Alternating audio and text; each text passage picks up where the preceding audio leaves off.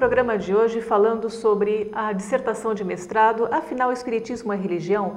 Que foi muito bem abordada pela Célia Arribas, que está aqui conosco no programa de hoje. Bom, Célia, você deu um parâmetro muito legal, né? Um posicionamento bem legal do que era, né, o Espiritismo, né, no finalzinho do século XIX, início do século XX. E a gente vê que algumas coisas ainda são atuais nos dias de hoje. Bom, o Espiritismo ele é uma doutrina que teve origem na França, né? Você chegou então a ir até a França para estudar um pouquinho mais, para ver qual é o contexto, né, que o Espiritismo tem lá na Europa? Eu fui sim, eu fiquei 6 meses na França, eu tive a oportunidade de ficar em Paris e Lyon. Eu me surpreendi porque eu achei que eu fosse encontrar espíritas franceses. Na verdade, eu encontrei espíritas, mas em sua grande maioria eram brasileiros, né? Uhum.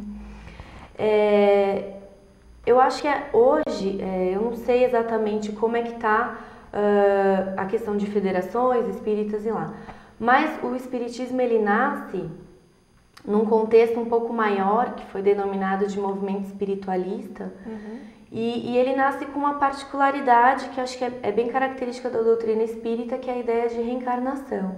Tanto é que era essa a ideia que Kardec defendia. Existiam outros adeptos também, mas o movimento espiritualista com outras correntes não abordavam essa ideia, principalmente o movimento da Inglaterra, que nunca foi adepto da ideia principal de reencarnação. Então ele nasce num contexto assim, bastante rico, né, de tentar descobrir as manifestações espirituais, de tentar explicar coisas que eram tidas como sobrenaturais.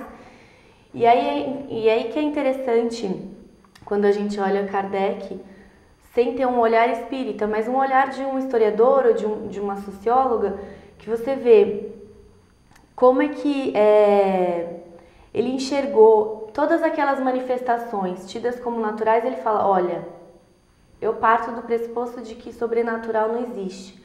Na verdade, todas essas manifestações são naturais, é que a gente ainda não as conhece, a gente não conhece perfeitamente como é que se dá o mecanismo de tudo isso.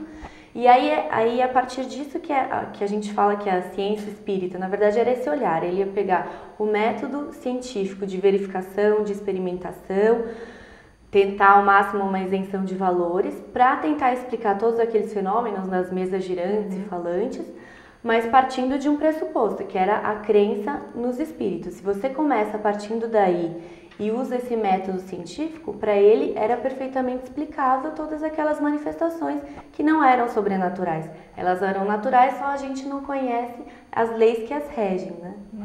Que as regem. Então, é bastante interessante você olhar a partir desse ponto, né? E não dizer, olha, é impossível você misturar ciência e religião. Não, acho que ele soube explicar como é que era a ciência para ele. E claro, sempre tem uma questão atrás de fé, mas isso também tem atrás dos próprios cientistas que se dizem ateu, mas isso é uma outra conversa que rende outras tantas horas de discussão.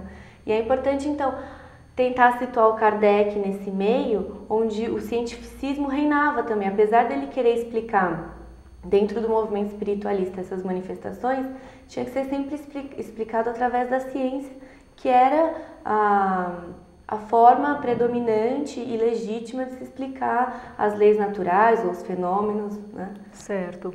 Bom, e é uma diferença, né, do espiritismo da França para o espiritismo do Brasil, né?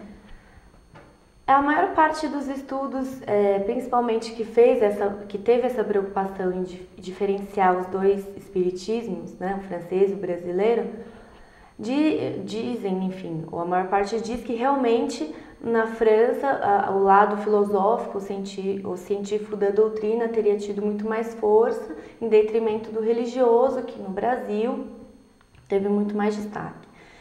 Eu acredito, e aí, as explicações frequentemente dizem que pelo fato do Brasil ser um país um pouco mais místico, supersticioso e religioso, por isso teria sido esse o lado mais divulgado. A minha perspectiva não parte daí. Eu acho que os espíritas tiveram que responder a uma série de constrangimentos externos, tanto da esfera médica quanto da jurídica, mesmo dos católicos.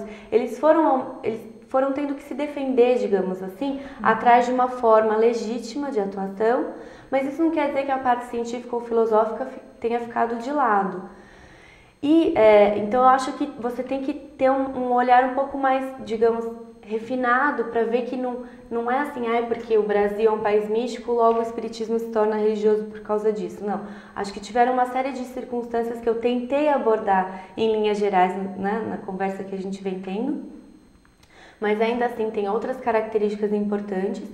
E na França, eu acho que porque também, claro que saltou às vistas a questão do lado científico, porque era uma discussão em pauta, era muito forte naquele contexto francês do século XIX, mas não quer dizer que não tenha tido a preocupação de desenvolver as ideias religiosas da doutrina, né? Certo, o materialismo europeu sempre esteve mais forte, né? Uhum. Bom, sério, eu ficaria aqui falando horas com você, mas nosso bloco de entrevistas está chegando ao final. Já aviso ao público de casa, né, que está vindo um doutorado, né, nessa área por aí. Quem sabe a gente tem a Célia aqui de novo para falar um pouquinho mais sobre o assunto. Você que está em casa já sabe, mande para nós o seu comentário, a sua sugestão. O nosso e-mail é cienciaeespiritualidade@redemundomaior.com.br. Décio, agora é com você.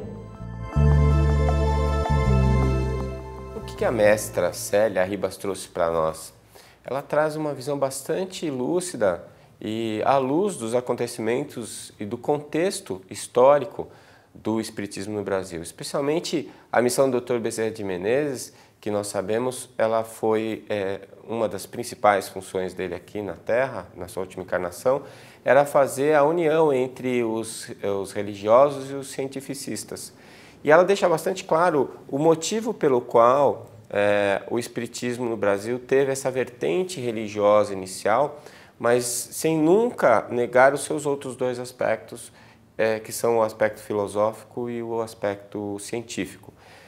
Quem não entende o tríplice aspecto da doutrina espírita tem muita dificuldade de entender, muitas vezes, esses posicionamentos. É claro que nós aqui no Ciência e Espiritualidade, por exemplo, nós estamos dando um ênfase para o aspecto científico, mas isso não anula todo o aspecto filosófico, muito menos o religioso da doutrina. Ela só existe dentro desse tripé. São três maneiras de procurar a verdade, mas a verdade sendo a mesma, essas três maneiras convergem para o mesmo ponto. E nós acreditamos firmemente que com a passagem do tempo, quanto mais avança a ciência, quanto mais avança o conhecimento humano, a filosofia, mais nós nos aproximamos dos preceitos básicos morais da doutrina espírita. Foi muito interessante e nós, do Ciência e Espiritualidade, agradecemos muito a Célia por essa contribuição. Eu espero que vocês tenham gostado. Espero vê-los no nosso próximo programa. Até lá!